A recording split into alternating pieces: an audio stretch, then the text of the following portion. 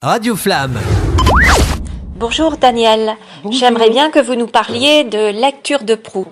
Alors, l'association Lecture de Proust a été créée en 2013. À l'époque, c'était Michael Herpin qui était à l'origine de cette association. Il a regroupé autour de lui des gens qui avaient envie de se réunir et de parler de livres. Et on souhaitait au départ créer à Grand Camp un pôle littéraire, un endroit où on pourrait parler culture, parler livres, parler littérature.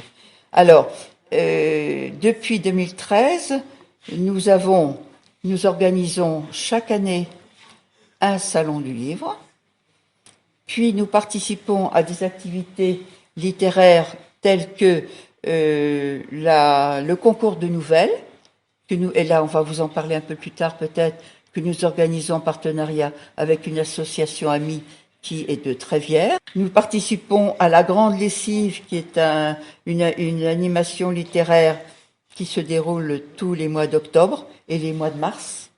Nous avons aussi le Printemps des poètes. Nous intervenons au mois de mars, au Printemps des poètes, où nous avons l'habitude d'organiser, en dehors de lecture de poèmes dans Grand Camp, nous organisons une dictée. Depuis 4 ans, nous organisons aussi à Isigny-sur-Mer un salon de la BD au mois de novembre. Je n'ai pas signalé que notre salon du livre se déroule en principe en mai. Et puis alors notre grande activité, c'est la bibliothèque. Nous avons, grâce à la mairie, un local que nous ouvrons 3 fois par semaine. Vous êtes combien donc en tout à vous occuper de lecture de Proust? Et pour le fonctionnement, on va dire une douzaine, grosso modo. D'accord. Et il y a actuellement, je crois, la trésorière n'est pas là, mais 50 à 60 adhérents. D'accord. Voilà.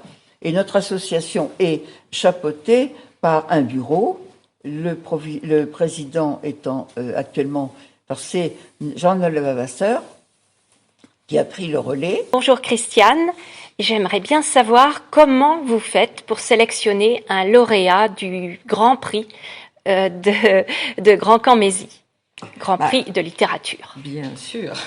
Dès lors où le salon, la date du salon est fixée et les auteurs invités, on leur demande s'ils veulent participer à ce concours. Donc s'ils sont OK, ils nous envoient des livres.